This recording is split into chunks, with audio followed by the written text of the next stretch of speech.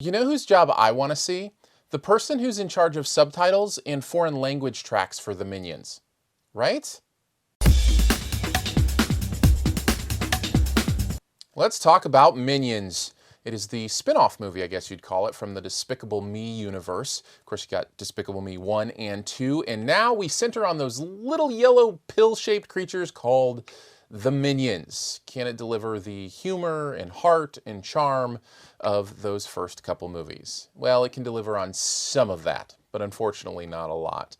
I guess I'll say this. Let's start with the good. This is a funny and charming movie at points. You can't help it with these characters. The Minions are funny little beings, and the way they're voiced and the way they do things, there is a good sense of humor there. But at the end of the day, it's really a childish sense of humor. And I don't just mean that in kind of the immaturity way, which there is that, although it doesn't get as crass as maybe you might think it would be.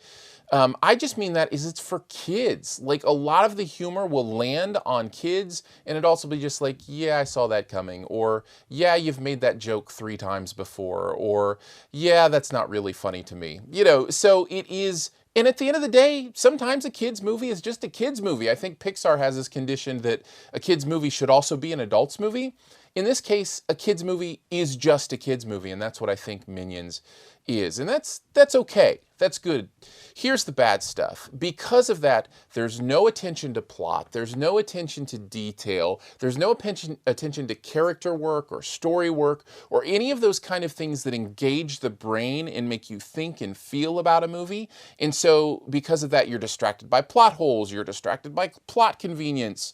You want to know why such and such happened and why it wasn't addressed. But they're not trying to make that kind of movie that fits together and works together. They're just trying to make a movie that makes kids laugh every once in a while, and that's okay. I also have a real big problem with the primary resolution in this movie, which I won't go into and spoil it.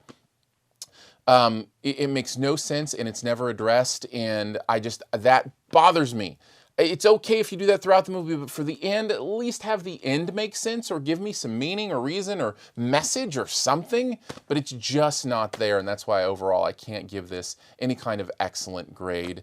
I think Minions is something to take the kids to and let them enjoy, and then just, you know, let it pass from your life until you eventually have to buy the DVD and watch it a million times because they still want to watch it. That's the kind of movie this is. Overall, I'd give it a B-, and I think that's generous. I just give it credit for being the kind of movie that it wants to be. Thanks for checking out this Your Movie Friend review. Stay tuned for the best ever challenge here in a bit. First, I want to let you know some stuff you can do. If you click the cards up in this corner, it'll shift out. You can do that while the video is playing. It doesn't stop anything. And you can see some different links, maybe to the website, to support the station, to other videos, other reviews that I've done. Also, if you do support what goes on here at the YouTube channel, make sure in the comments you put something you'd like me to review. I pick one every month from supporters of the YouTube channel to review, so that's a lot of fun. Also, be sure to tune into my Periscope. Follow at Aaron Dicer on Periscope. After I'm out of every single movie I go to, I quickly Periscope my thoughts. I say quickly, I'm usually on there for, 5 to 10 minutes talking with you about different parts of the movie and taking questions, and it's really fun, interactive kind of experience, and I'm loving kind of interacting with you there, so continue to do that.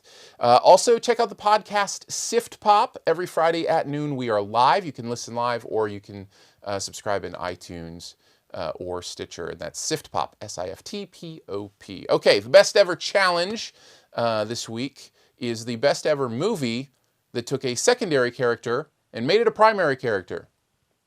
So a spin-off movie. Television does this a lot. Movies, not so much. You'll have sequels and you'll have reboots, but not a lot of spin-offs necessarily. Mine involves a person who no longer has to chase Harrison Ford.